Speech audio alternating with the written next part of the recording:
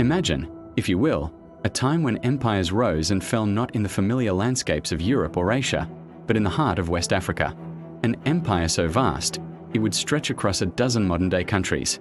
An empire so wealthy, its rulers' generosity could destabilize the economy of an entire continent. This is the story of the Mali Empire, a beacon of power, culture, and learning that shone brightly for centuries. Forget what you think you know about medieval history. We are journeying back to the 13th century, to the savannas and riverbanks of West Africa. Here, a collection of Mandinka-speaking kingdoms were struggling under the oppressive rule of the Soso king, Sumaro Kante. But prophecy spoke of a liberator, a prince destined to unite his people and forge a new destiny. That prince was Sundiata Keita. Sundiata's story is the stuff of legend, an epic passed down through generations by griots, the West African storytellers. Born unable to walk, he was an unlikely hero. But through sheer willpower and a powerful spirit, he not only gained the use of his legs but grew into a formidable warrior and leader. Around 1235, at the pivotal Battle of Kirina, Sundiata led a coalition of Mandinka clans to a decisive victory against Sumaro Kante. This victory wasn't just the end of a tyrant, it was the birth of an empire. Sundiata Keita, the Lion King, was declared Mansa, or Emperor, and the Mali Empire was born. Under Sundiata's rule, the foundations of a powerful state were laid. He established a capital, Niani, and organized his new empire into a federation, granting his loyal generals and allied kings titles and land. He established laws, promoted agriculture, and secured the trade routes that would become the empire's lifeblood. Sundiata didn't just conquer, he built. He created a system of government and a sense of shared identity that would allow his empire to flourish for generations. He was the founding father, the Lion King who roared Mali into existence. But if Sundiata was the foundation, his grandnephew, Mansa Musa, was the one who built the Golden Spires. Taking the throne in the early 14th century, Mansa Musa is now widely considered one of the wealthiest individuals in all of human history. It's almost impossible to comprehend the scale of his fortune, which was derived from Mali's immense natural resources, particularly gold. The mines of Bambuk and Bure were legendary, producing a seemingly endless supply of the precious metal that the world craved. The story that cemented Mansa Musa's name in global history was his legendary Hajj, the pilgrimage to Mecca, in 1324. This was no ordinary journey. It was a spectacular procession that announced Mali's arrival on the world stage. Imagine a caravan stretching as far as the eye can see. Chroniclers of the time described tens of thousands of soldiers, civilians, and attendants.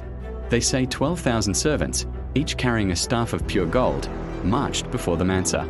Behind them, a train of 80 to 100 camels, each loaded with up to 300 pounds of gold dust. As this river of gold flowed across the Sahara, through Cairo, and onto Mecca, Mansa Musa's generosity was as boundless as his wealth. In Cairo, he gave away so much gold, to the poor, to government officials, to merchants, that he single-handedly caused the price of gold to plummet, disrupting the entire regional economy for over a decade. The world was stunned. Who was this African king of seemingly infinite wealth? For the first time, maps in Europe began to feature the King of Mali, often depicted sitting on a golden throne, holding a golden scepter and a massive gold nugget. Mansa Musa had literally put his empire on the map. But the Mali Empire was more than just gold. It was a crossroads of civilizations, a hub of commerce and intellectual exchange. The empire's prosperity was built on the control of the trans-Saharan trade routes. Think of these routes as the highways of the medieval world, arteries of commerce connecting West Africa with North Africa, the Middle East, and Europe. Vast caravans of camels, the ships of the desert, journeyed for months across the unforgiving sands. From the south came the gold, ivory, and kola nuts that were in high demand. From the north came what was arguably just as valuable, salt. In the hot climate of West Africa, salt was essential for preserving food and replenishing the body.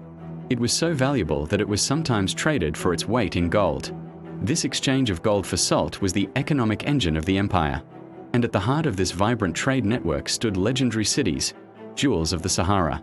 Cities like Jen and Gao were major commercial centers, but none were as famous as the fabled city of Timbuktu. Under Mali's rule, Timbuktu transformed from a simple trading post into a world-renowned center of wealth, culture, and, most importantly, learning. When Mansa Musa returned from his pilgrimage, he brought back with him scholars, architects, and poets from across the Islamic world. He embarked on an ambitious building program, commissioning mosques and centers of learning. The most famous of these was the Sankore Madrasa, which grew to become the Sankore University. It wasn't a university in the modern sense, but a collection of independent schools, each with its own master scholar. Students from all over the Islamic world flocked to Timbuktu to study a wide range of subjects: law, theology, astronomy, mathematics, medicine, and philosophy.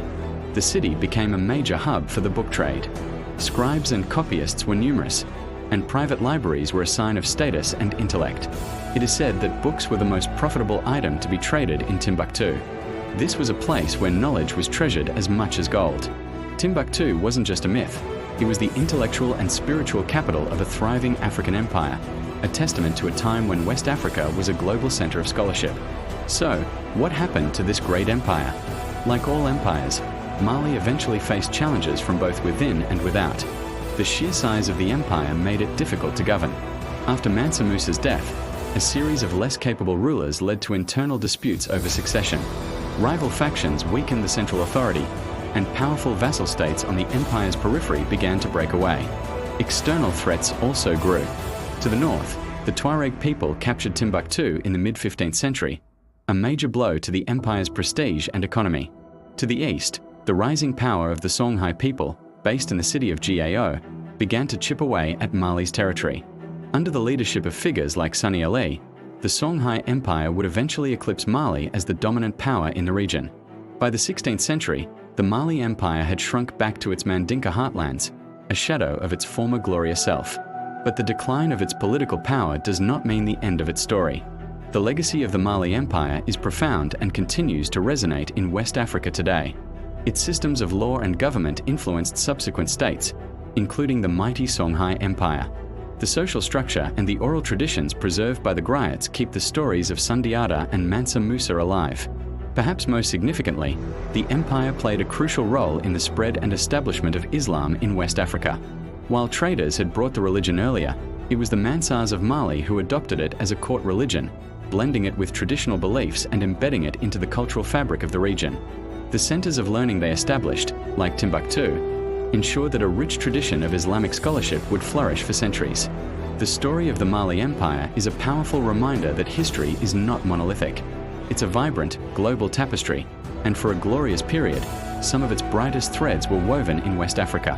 It was an empire built by a lion, made golden by a pilgrim, and enlightened by scholars. A testament to a rich and complex African past that deserves to be known, celebrated, and remembered.